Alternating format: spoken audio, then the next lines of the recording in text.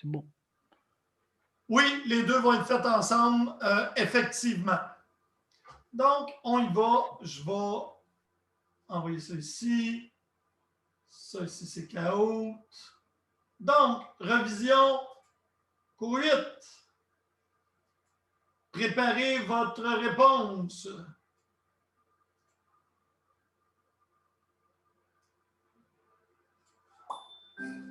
Et l'enregistrement est démarré, messieurs, dames.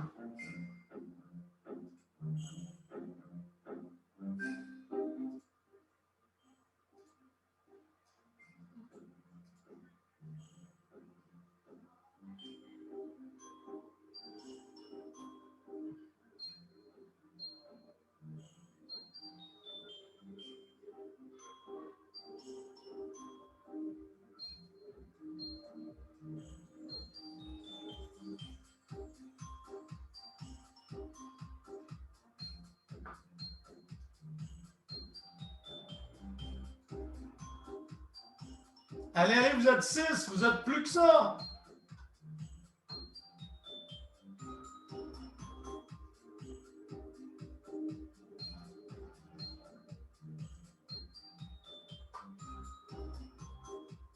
Il m'en manque 3, 2.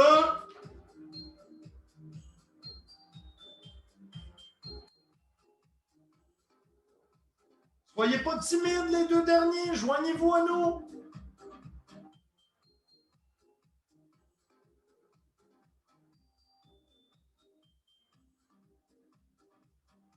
Oh, je viens d'en perdre un.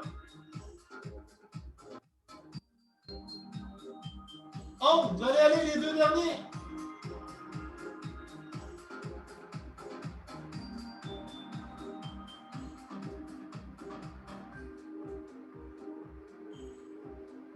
Est-ce qu'il y en a qui ont un problème de se lier au Kahoot?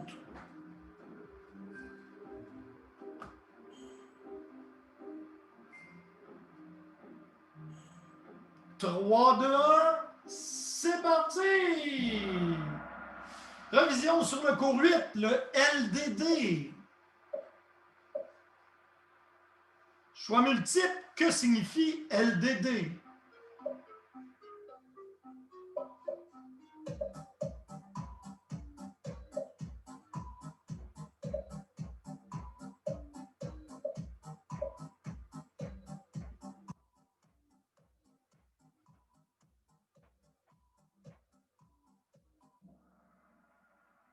Langage de définition de données.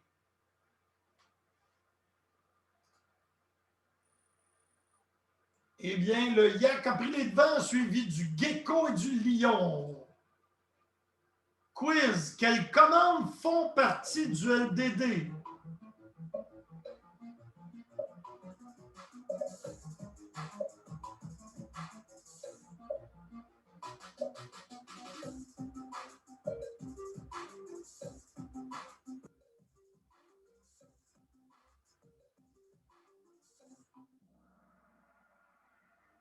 Delete, commit font partie du langage de manipulation de données. Eh bien, le gecko est passé devant le yak et le jaguar fait un retour. Quel type de données doit être utilisé pour un nom de famille, par exemple? Toujours en oracle.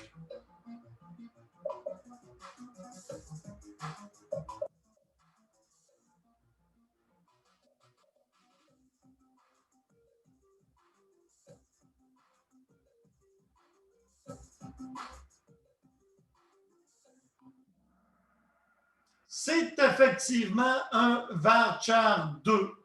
Il n'y a pas de varchar avec rien en oracle.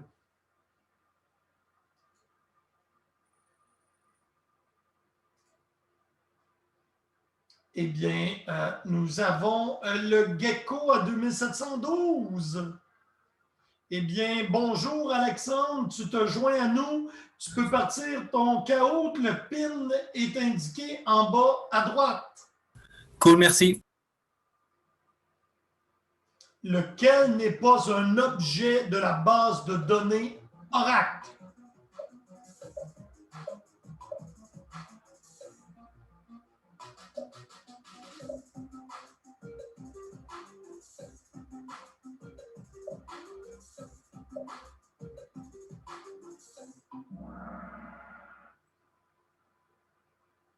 OK, c'est une question un peu piège. Tableau, vous l'avez entendu à plusieurs reprises, mais on parle d'un tableau. Hein? En Oracle, on a toujours utilisé, même en SQL, on utilise le mot table.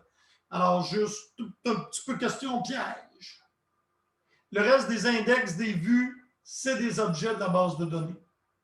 Le gecko maintient son avance, mais elle est seulement de 7 points. Les contraintes sont stockées où?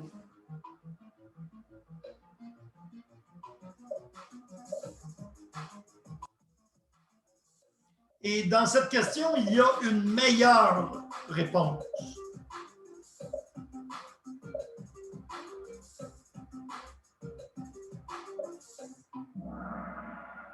C'est dans le dictionnaire de données d'Oracle. C'est pas entièrement faux qu'elles sont dans la base de données, mais plus précisément dans le dictionnaire. Alors là, le gecko s'est fait voler la pole position par le jaguar qui a bondi devant. Parmi ces contraintes, laquelle n'est pas une contrainte d'une base de données Oracle?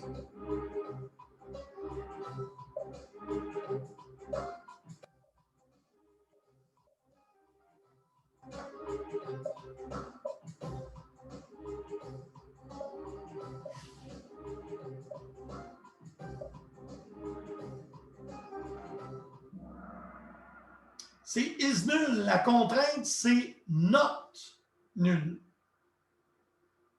Alors, unique, c'est la contrainte. Tu ne peux pas mettre deux fois la même valeur. Et primary key, ben, c'est la fameuse PK. Eh bien, le Jaguar a maintenant 6 bonnes réponses et mène par près de 800 points. Choix multiple. Si vous ne donnez pas un nom à une contrainte, Oracle va la nommer de la façon suivante.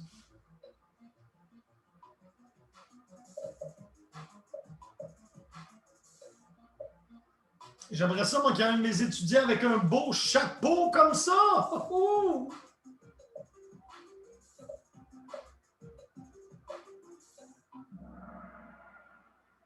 Eh bien, presque.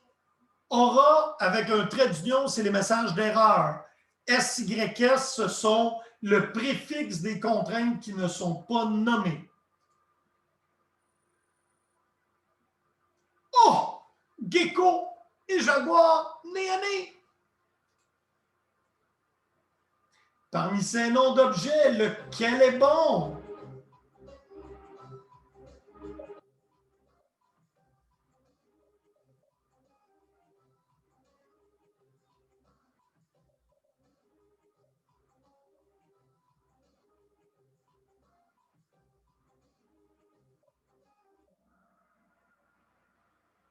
Alors, c'est bon.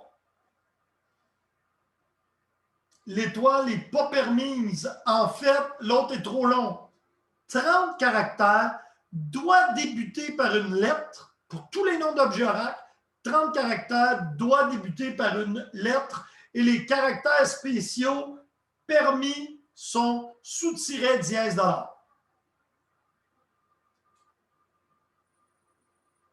Le gecko poursuit son avancée spectaculaire.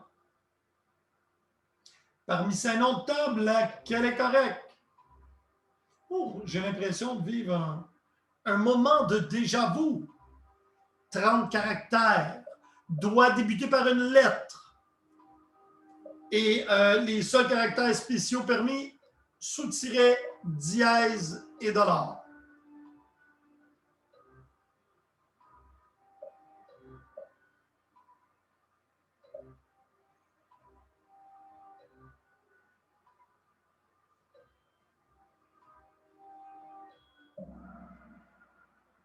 Bravo!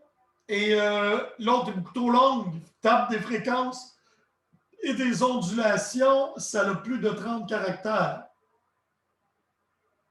Pour supprimer une table, qu'est-ce qu'on utilise?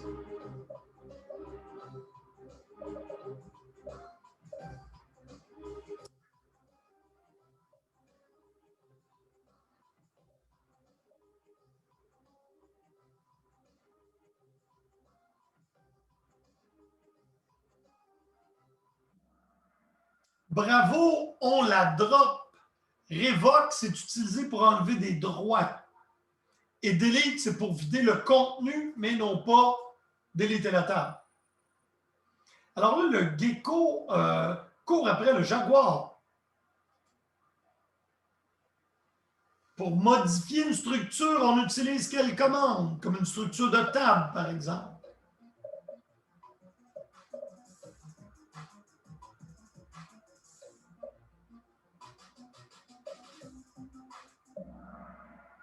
C'est effectivement alter. Grant, c'est pour donner des droits. Update, c'est pour changer les données dans la table. Et modify, c'est pas une commande SQL. Le jaguar maintient son avance. Dans quel cas est-on obligé d'ajouter une contrainte au niveau de la table?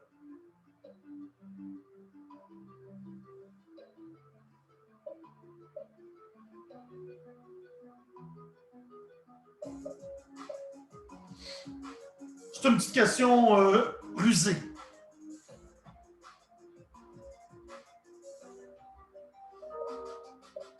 Et pensez à la couleur du ciel. C'est effectivement, quand les contraintes, on peut les mettre au niveau de la colonne, comme ouvre la parenthèse, nom de la colonne, varchar, not null ou primary key. Mais si la clé primaire est composée de plusieurs attributs, il faut mettre la contrainte au niveau de la table. Le gecko en a profité pour se faufiler. 13e question. C'est quoi la commande SQL pour vider la table client et récupérer l'espace disque? Question piège.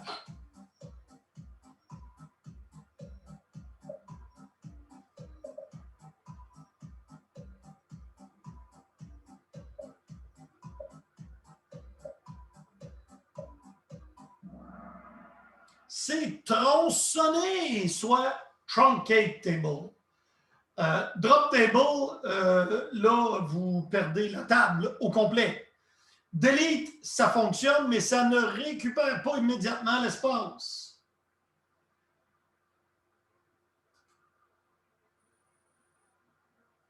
Le gecko garde son avance insurmontable. Dans un script de création de BD, on doit respecter les règles suivantes.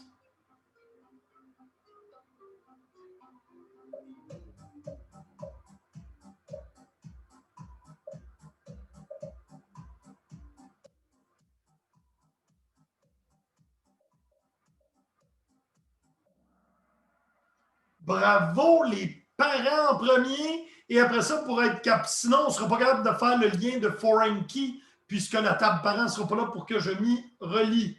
Quand on efface, c'est à l'envers.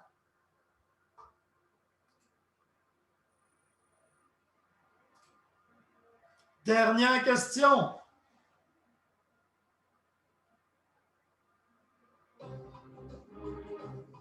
Oh, je vous ai donné un petit indice.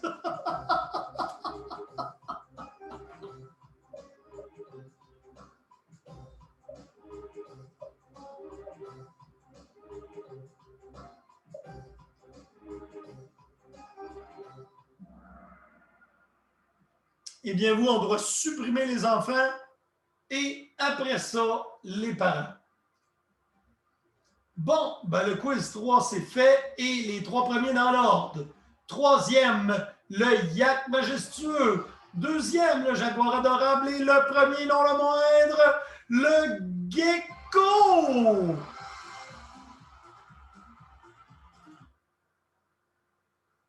Alors, les contraintes en révision sont stockées dans le dictionnaire de données et un tableau. Pensez que ce qu'on a voulu vous dire, c'est un tableau noir. J'aurais dû mettre une couleur. Alors, un tableau, ce n'est pas un objet Oracle. Dans Oracle, on met des tables, des vues, des index.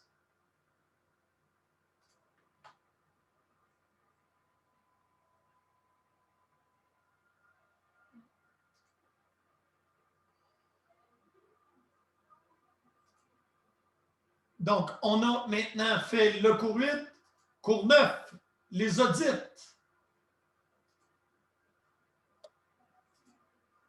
Et là, ça devrait être vite pour vous inscrire parce que tout le monde a son carotte ouvert.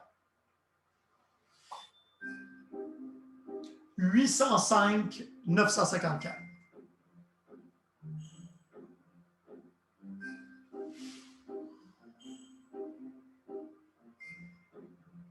Un gnu. Qu'est-ce qu'un puffin?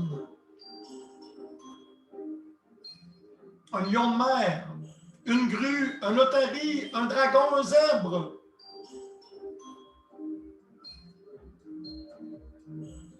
Une autruche, un jaguar, un faucon.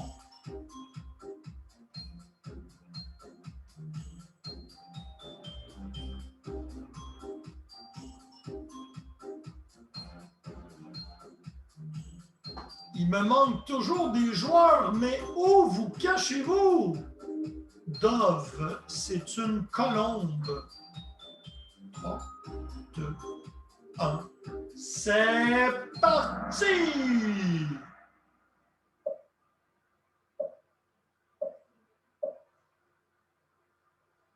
Dans quel cas utilise-t-on l'audit?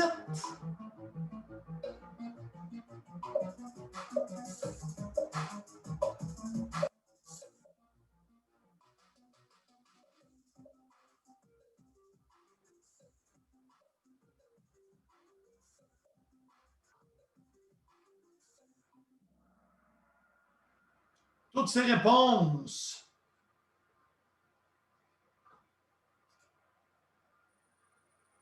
Lion de mer d'avance avec 872. Vrai ou faux? On utilise aussi l'audit pour collecter des données statistiques sur l'utilisation de la BD.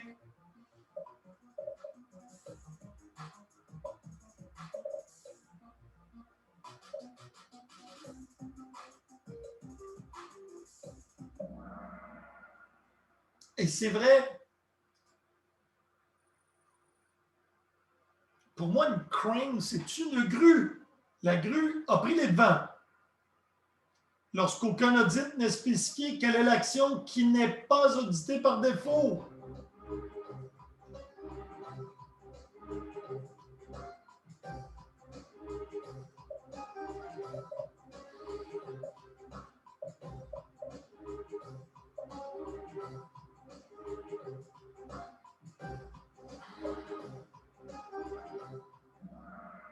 C'est la suppression des données d'audit.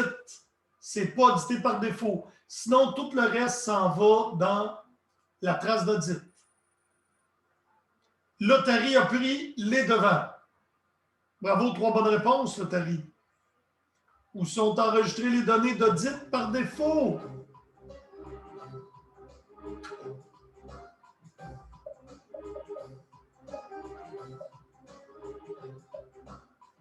Moi, je prendrais sur les serveurs du Pentagone.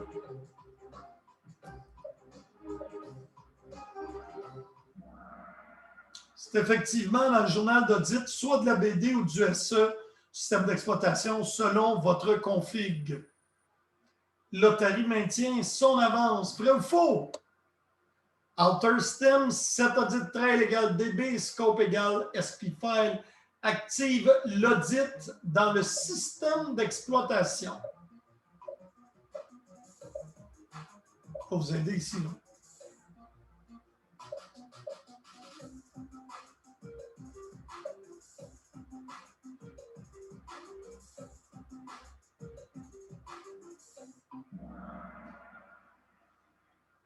C'est faux. C'est mis DB ici. L'Otari maintient son avance, mais est très serré. La grue la suit de près. Quelle commande est utilisée pour désactiver l'audit standard? Pauvre chat!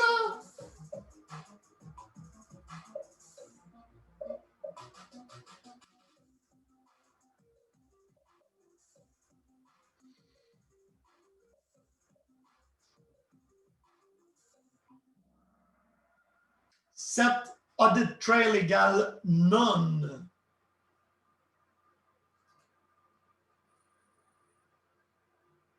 Oh, le lion de mer se rapproche. Pourquoi doit-on limiter les événements audités?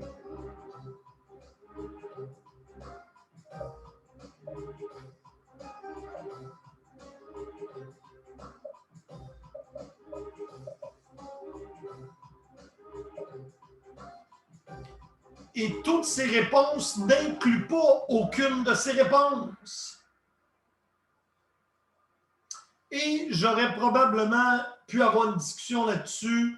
Je trouve que ça a un impact sur sa performance et ça prend quand même aussi de l'espace disque, mais la raison principale, c'est que ça a un impact important sur les performances.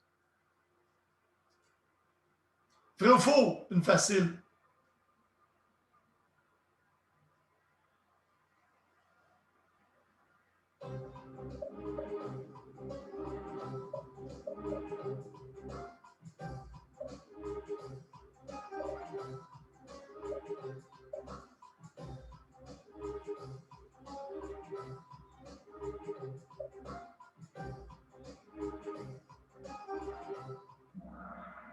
C'est vrai. D'ailleurs, pensez à Desjardins, il y avait des pistes de vérification sur qui a accédé l'information personnelle. Alors, l'Atari maintient son avance, mais le Lion de mer ne s'en laisse pas imposer.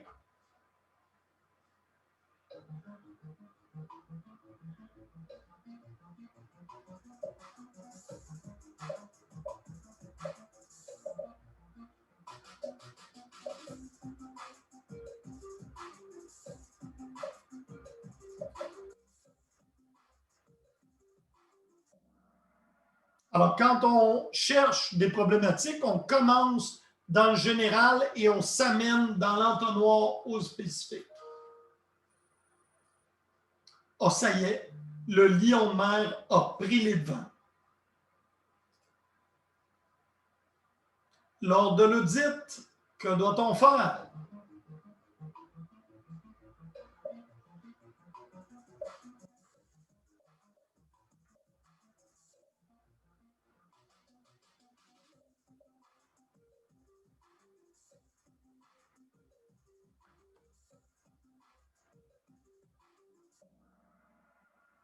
Il faut protéger le journal de l'audit.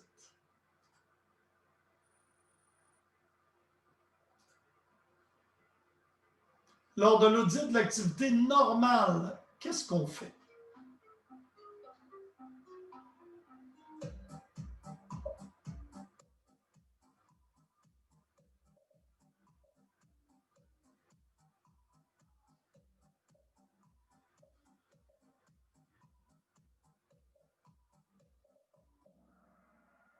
C'est effectivement toutes ces réponses. On ne peut pas tout auditer, ça ne se peut pas. Il faut donc le choisir. Il faut tenir compte des lois et on doit archiver les enregistrements. Et maintenant, le Lion de mer a les devants à 7500. Vrai ou faux?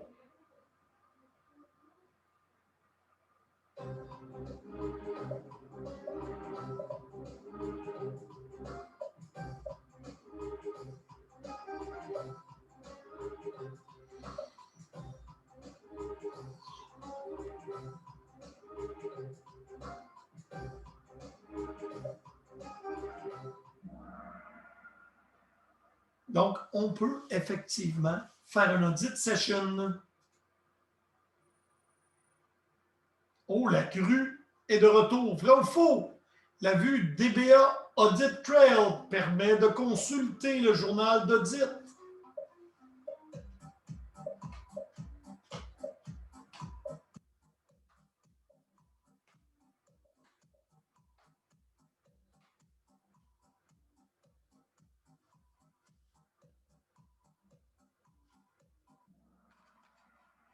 C'est vrai.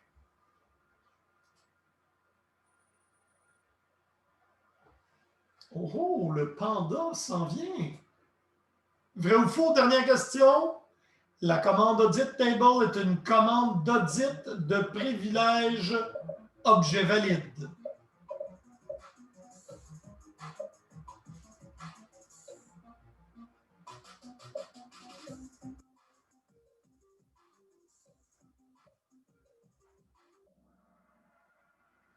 C'est faux.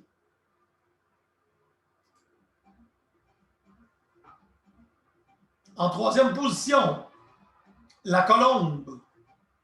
Deuxième position, le panda. Et en première position, le lion de mer. Eh oui!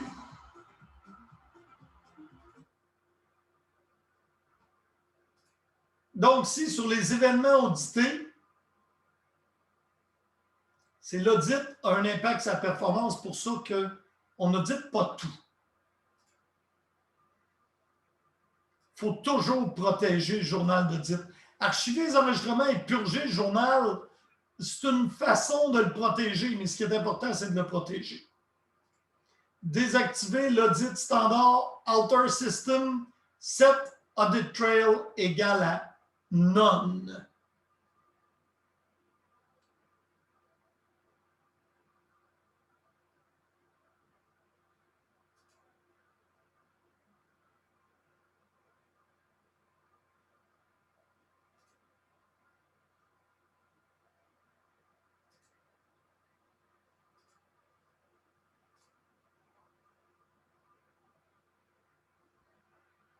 Donc, 8 et 9, c'est fait.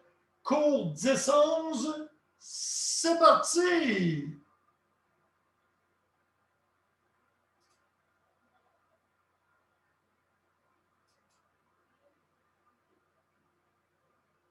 Ce sera pas long. 416, 491.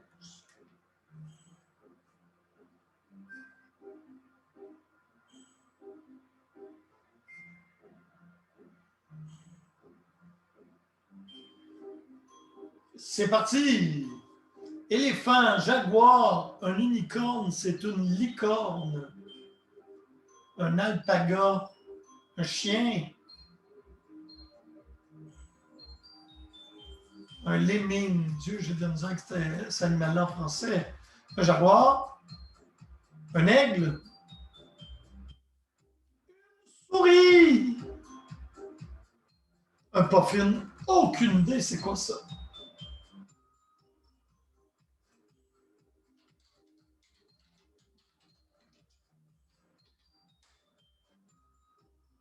C'est un macareux, c'est un espèce de petit pingouin.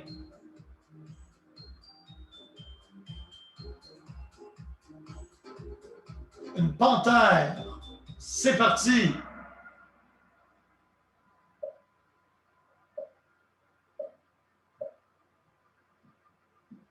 Un DBA passe plus de 50% de son temps à faire quoi? De l'installation, de l'entretien journalier du système, charger des données ou de la config.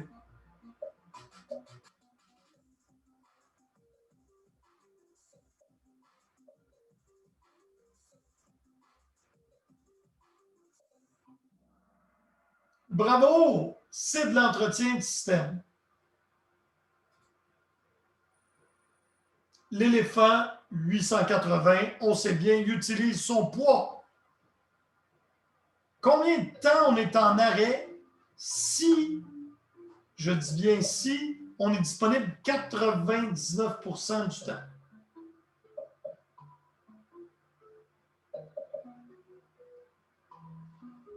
On va allumer la lumière.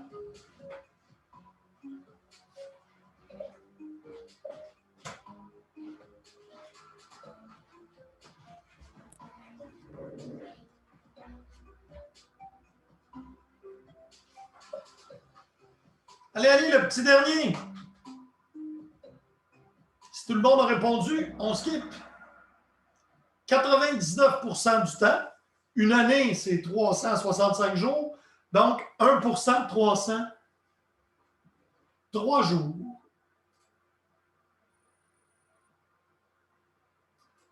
C'est la licorne qui mène. Multiples choix. Critères qui affectent la disponibilité.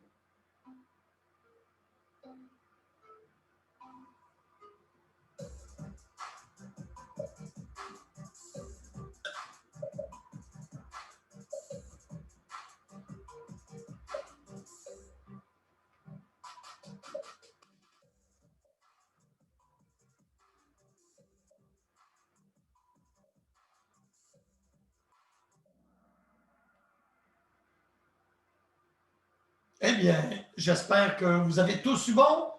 Toutes les réponses étaient permises. L'éléphant a repris les devants. multiple select. Quels sont les types d'attaques?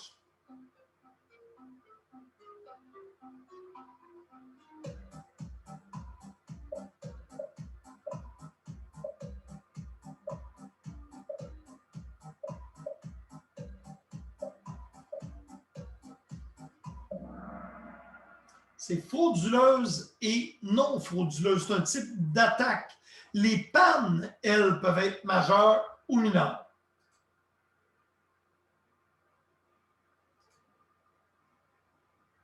Parmi les suivants, quels sont les arrêts planifiés?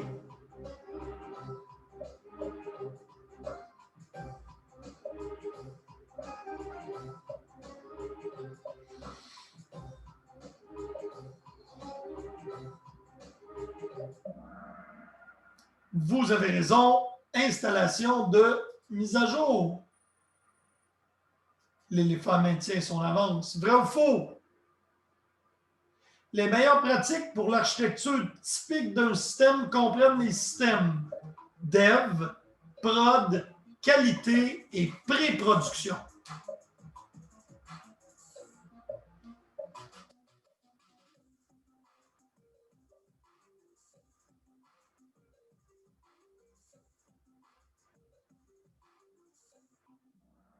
C'est vrai. Donc, les développeurs travaillent dans un environnement fermé. Quand c'est prêt, on le passe à l'équipe qualité qui, elle, après avoir fait son travail, envoie en pré-production et quand tout est bon, on passe en prod.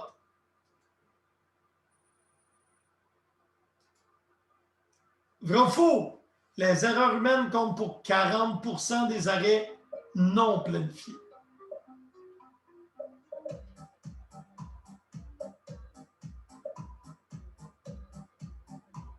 Un petit dernier?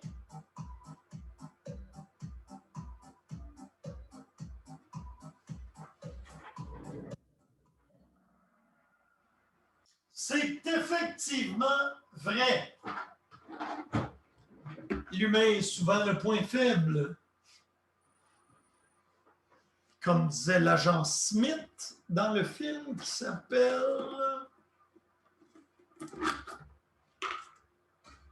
Personne n'a vu le film dans lequel il y a l'agent Smith? Il y a plusieurs films avec des agents Smith, monsieur. Monsieur et Madame Smith.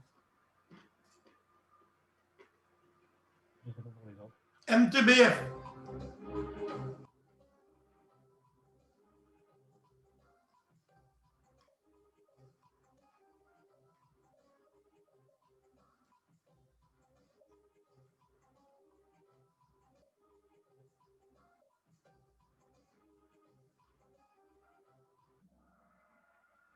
Bravo!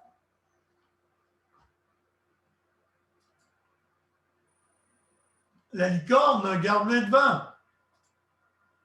Bravo!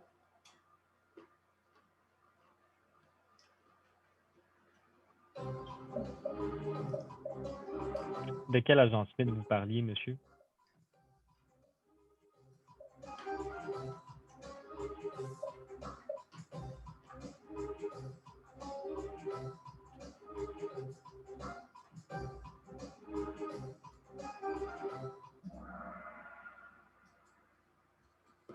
Alors, la disponibilité, c'est le mean time between failure divisé par la somme du mean time between failure plus mean time to repair.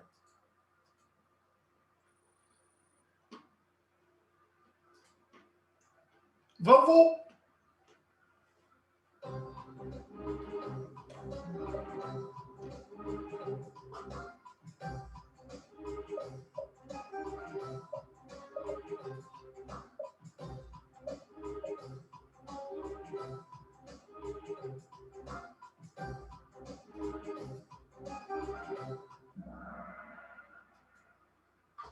Eh bien, si tu es disponible 99% du temps, combien de temps tu es non disponible?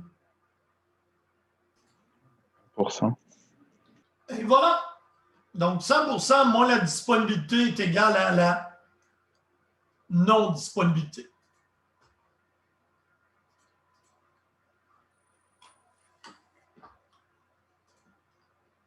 Moi, je ne croyais pas aux licornes, mais maintenant, j'y crois. Herman, qui est notre solution de backup Oracle, est composé de quoi?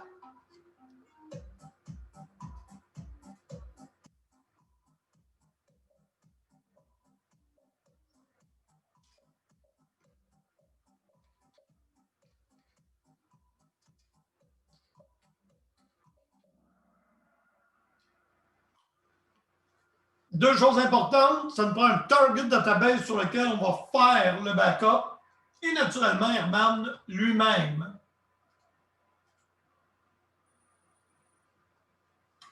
Moi, je ne croyais pas aux licornes avant, mais maintenant, j'y crois. Vrai ou faux? Herman gère automatiquement le begin backup et le end backup.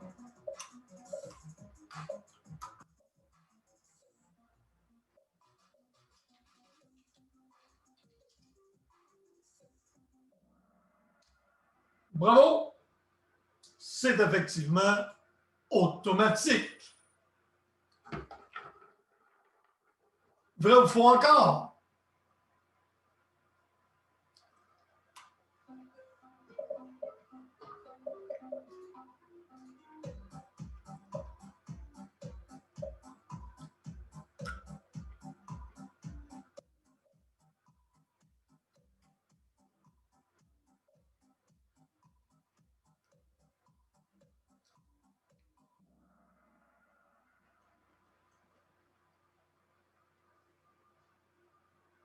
C'est quoi? Est-ce qu'il y a quelqu'un qui se souvient du nom de la base de données qu'on prend en backup avec Herman? Quel est son nom?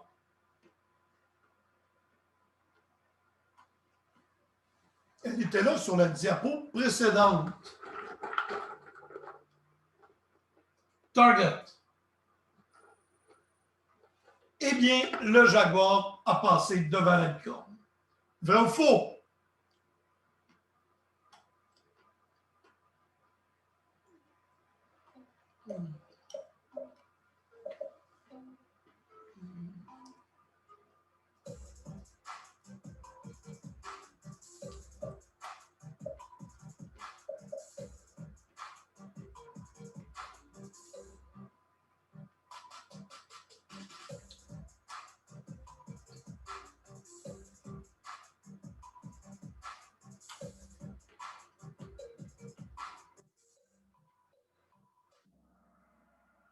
Bravo!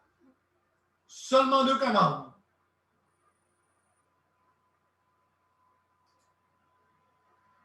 Choix multiple. Comment récupérer une BD? Mettez-le dans l'ordre.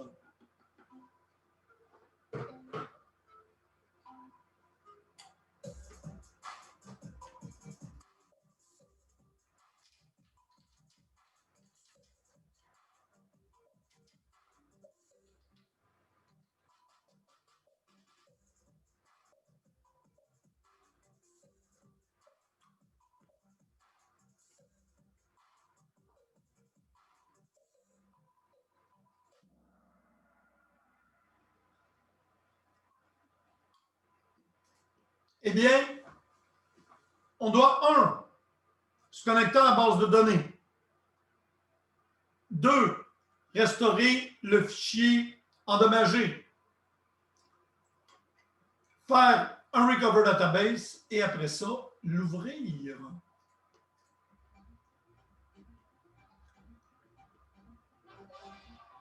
La licorne est arrivée troisième. L'éléphant second. Et finalement, le jaguar. Bravo, messieurs, dames.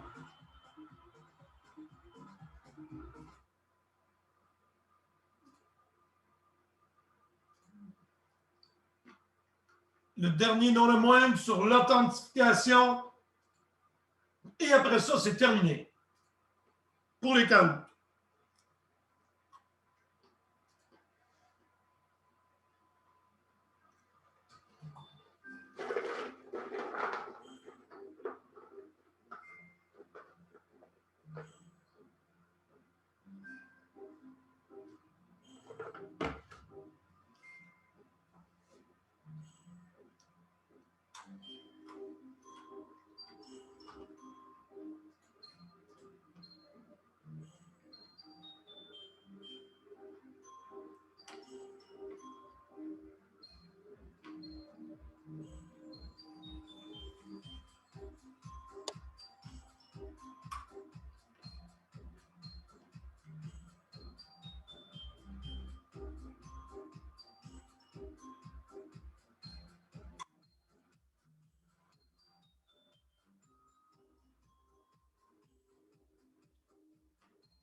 Bienvenue, Koala.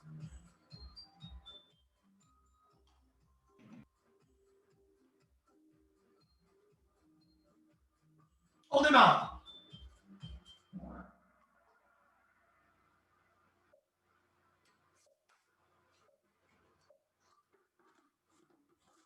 Parmi les actes suivantes, lequel se réfère à l'exécution de scripts frauduleux.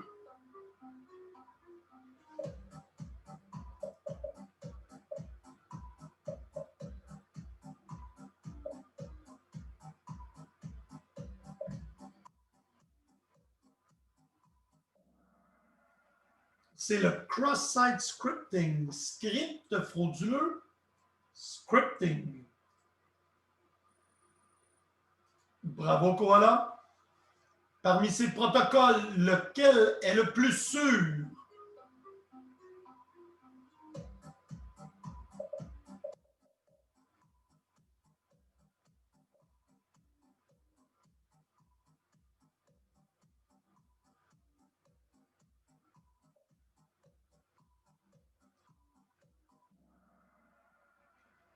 C'est TLS. SSL était le précurseur de TLS. Bravo, le dragon volant. Comment sait-on que nous sommes connectés à un site sécurisé?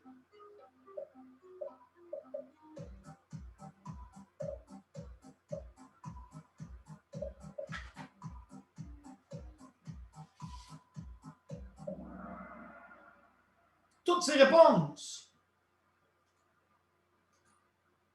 Vrai ou faux?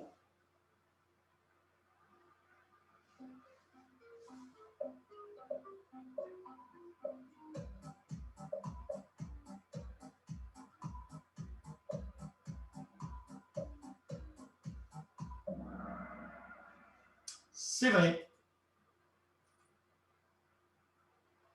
Qu'est-ce qu'un certificat racine?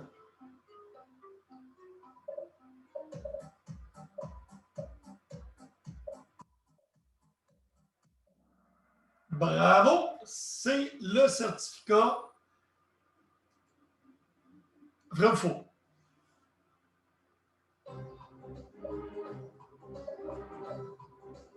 On conseille fortement l'utilisation d'SSL V2. Non, TLS 1.3.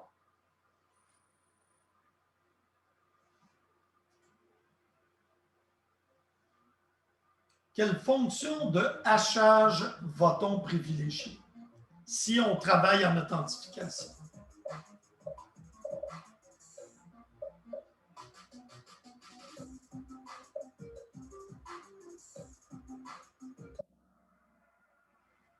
MD5 et MD4 ont été craqués il y a longtemps. SHA1, c'était avant SHA2.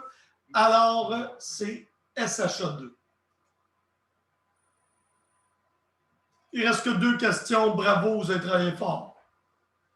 L'ajout d'un sel au hachage d'un mot de passe le rend plus sécuritaire.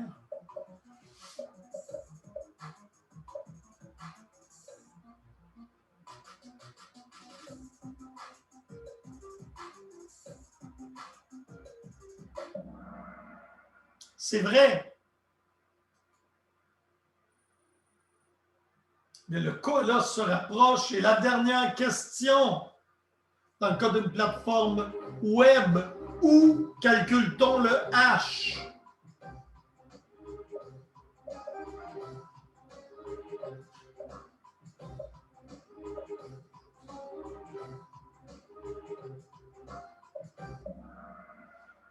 Du côté serveur, pour éviter toute manipulation dans le navigateur.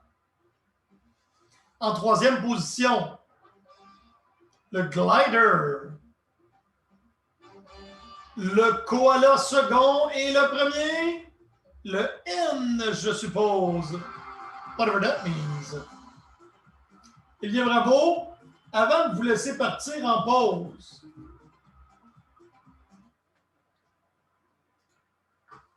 je vais vous présenter l'agent Smith.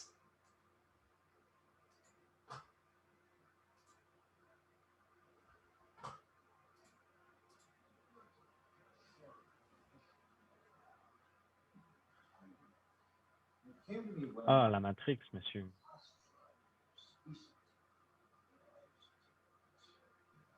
Vous auriez dit elle ronde, on aurait mieux compris, je pense. Oui, Ben, il y a plusieurs Monsieur Smith. c'est celui-là ici, c'est l'agent Smith. Ah ah! Tout est dans les mots. Je suis d'accord. Et on va entendre ce qu'il nous dit, l'agent Smith, en augmentant un peu le volume. Ne parlez pas. During my time here. It came to me when I tried to classify your species. I realized that you're not actually mammals. Every mammal on this planet instinctively develops a natural equilibrium with the surrounding environment, but you humans do not. You move to an area and you multiply, and multiply until every natural resource is consumed. The only way you can survive is to spread to another area.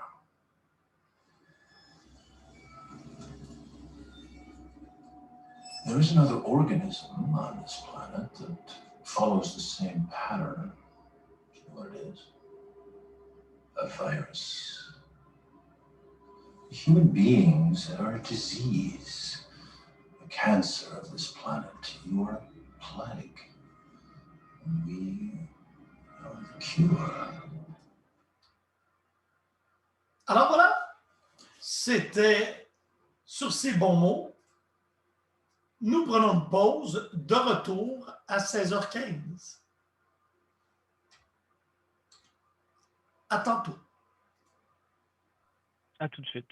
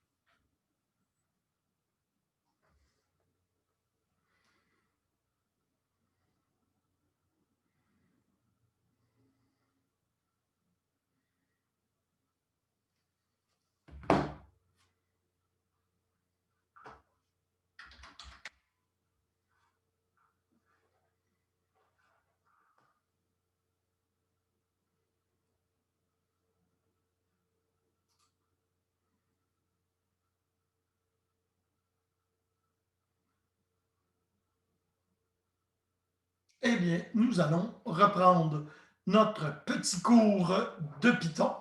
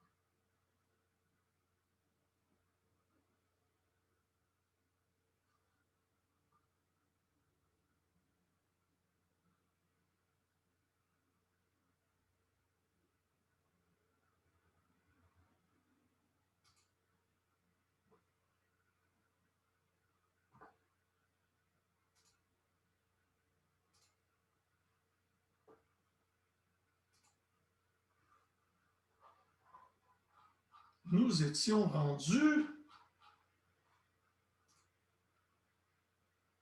les fonctions, c'est fait.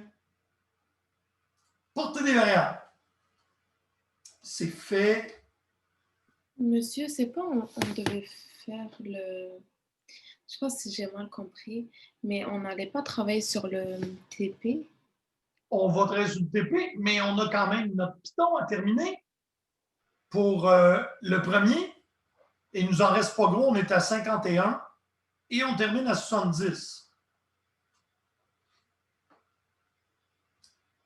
Ça te va? Oui, oui, c'est correct. Pas de problème. Donc, une variable locale, on s'en est parlé. Variable locale, je vous l'ai dit, virtuellement à proscrire, c'est ce qui est fait à l'extérieur des fonctions. Module externe, on a vu comment importer un module externe. Et un coup qui est importé, ça, c'est les exercices qu'on a fait. Alors, on va y aller maintenant avec la manipulation de fichiers. On va ouvrir un fichier, lire le fichier et ça ici, ça va nous faire une liste de lignes. Donc, pour pouvoir ouvrir un fichier, on fait objet fichier égale open, le nom du fichier ouvrir. Objet fichier.read va lire le contenu et ligne à ligne, c'est readline. On va avoir des exercices tantôt. Pour écrire, on fait nom du fichier, open le nom du fichier et on rajoute au bout W en mode write. Et le A, c'est en mode append pour écrire par-dessus. Comme vous pouvez voir, après ça, écrire, c'est aussi simple que ceci est un test. Donc là, on pourrait se faire un petit fichier, l'ouvrir en mode append et écrire dedans. Donc, tout ce qu'il y aura à faire, c'est ça ici. L'enregistrement, monsieur.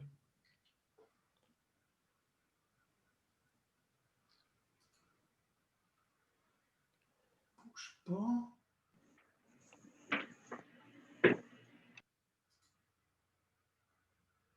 L'enregistrement est déjà parti. Ok, merci. Ça me fait plaisir. Donc, on va aller voir notre programme Pi. On va s'en faire un nouveau. Test ici, j'avais quoi? J'avais testé ici. Donc, on va nous faire. Ça va être.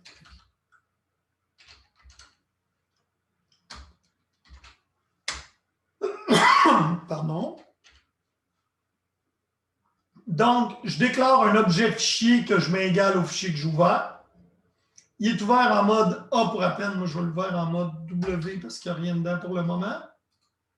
Et le nom du fichier, ça va être fiche1.txt. Et après ça, pour écrire, J'ai juste à faire un point right.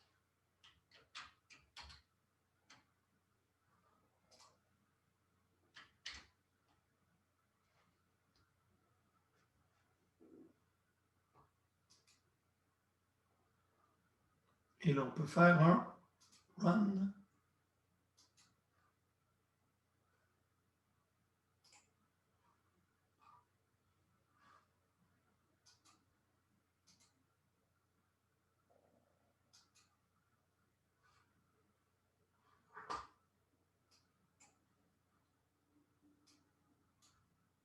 Eh bien, en ce moment,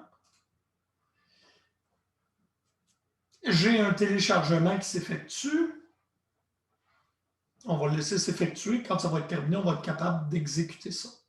Alors, si je voulais, à la place, demander le contenu,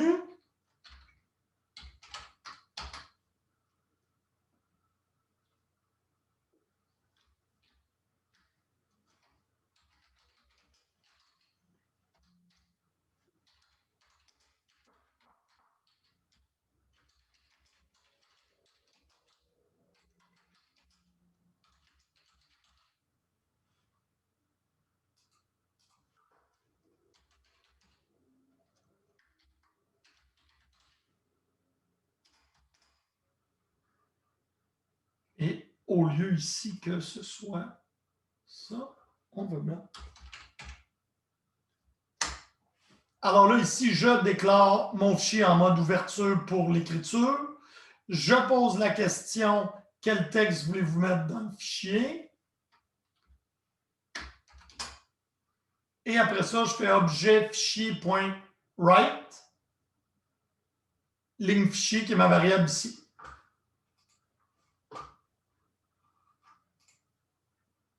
Mais monsieur, j'aurais juste une question. Vas-y.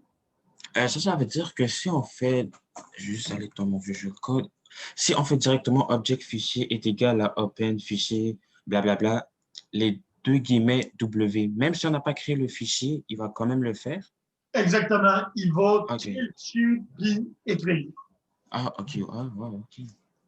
Parfait. Dans- Merci, monsieur. Quand il va avoir fini de télécharger, là, Ouais. et je pense qu'on devrait être correct. Je peux peut-être essayer d'ouvrir un autre window.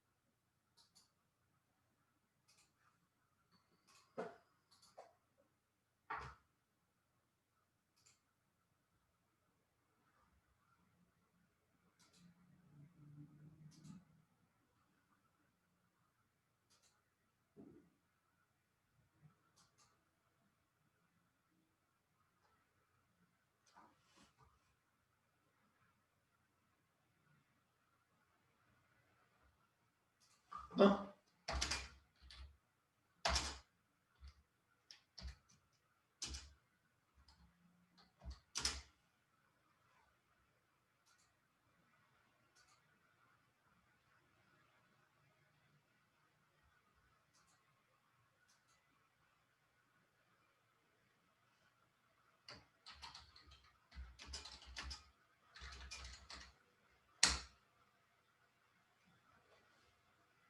Et voilà, mon fichier devrait être créé avec mon contenu à l'intérieur.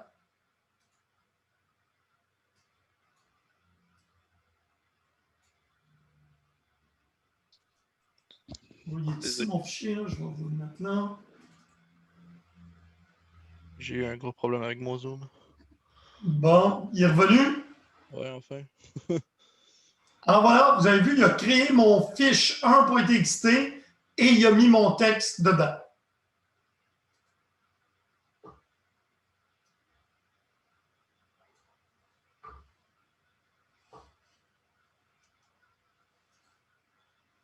Donc, on peut aussi naturellement lire plusieurs lignes et si j'avais un fichier qui s'appelait poème, je pourrais le lire un par un et supprimer les espaces. Donc, for line in open fichier, puis là, je donne les instructions. Et pour terminer ma méthode, que j'aurais dû faire parce que c'est pas gentil de ne pas fermer son fichier, j'aurais dû rajouter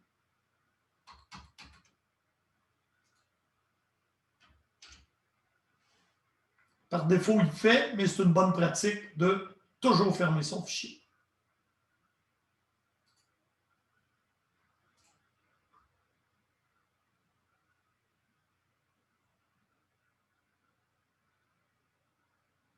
Si on le déclare avec un with, on ne sera pas obligé. Il va exécuter tout ça et à la fin du with, il va le fermer tout seul, je n'ai pas à m'en occuper. Donc, l'ouverture avec la fermeture est implicite avec un with.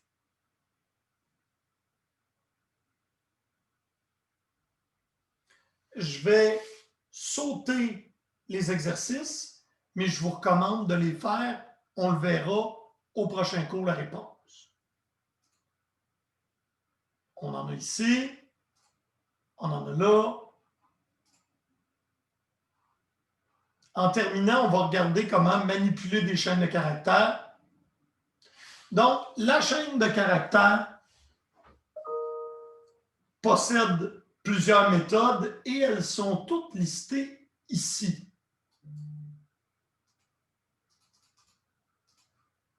Je vais vous l'ouvrir dans le navigateur.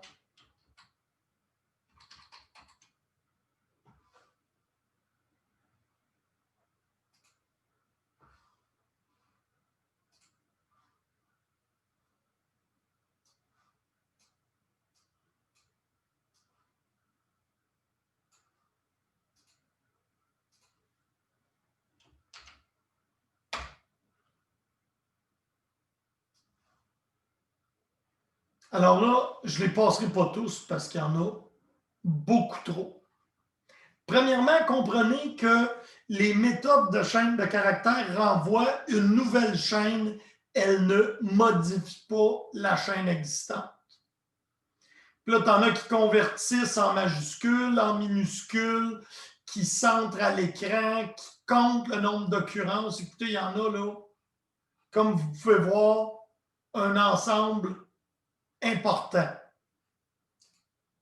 Les importantes, split va me permettre de séparer en jetons, ou ce qu'on appelle des tokens, une chaîne de caractères. Et chaîne split délimiteur, c'est la même chose que split, mais au lieu de casser la chaîne lorsqu'il y a des espaces, va le casser, par exemple, soit une virgule, à toutes les virgules, il va créer des jetons. Join, ça prend plusieurs chaînes de caractères ou des jetons, puis ça les remet ensemble. Donc, pour chercher une chaîne dans un autre, on a str.find, fini avec, débute avec.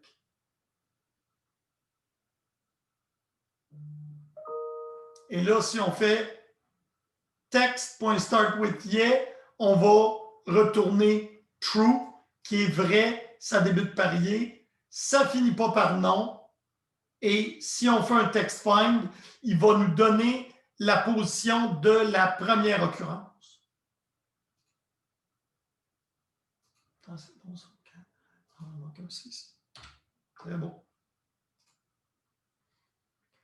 Les expressions régulières, est-ce que vous en avez déjà fait des expressions régulières dans d'autres langages, gang?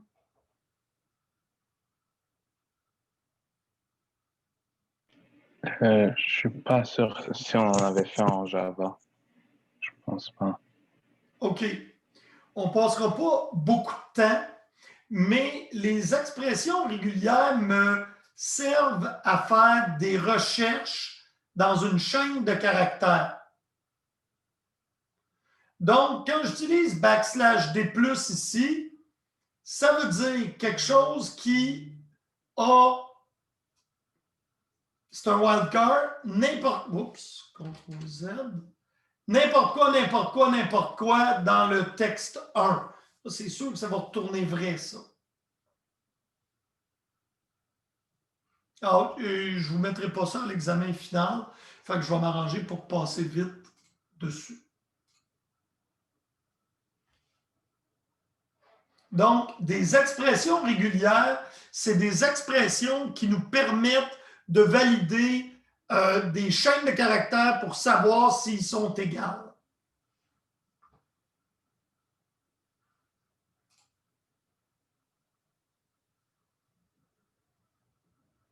Et ce n'est pas particulièrement simple. On le fera au prochain cours. Je vous préparerai 2 ou 3 exemples. Alors, je vous ai promis du temps pour travailler sur votre TP. Le temps est à vous et je vais faire comme j'ai fait la dernière fois. Je vais diviser les équipes en breakout room.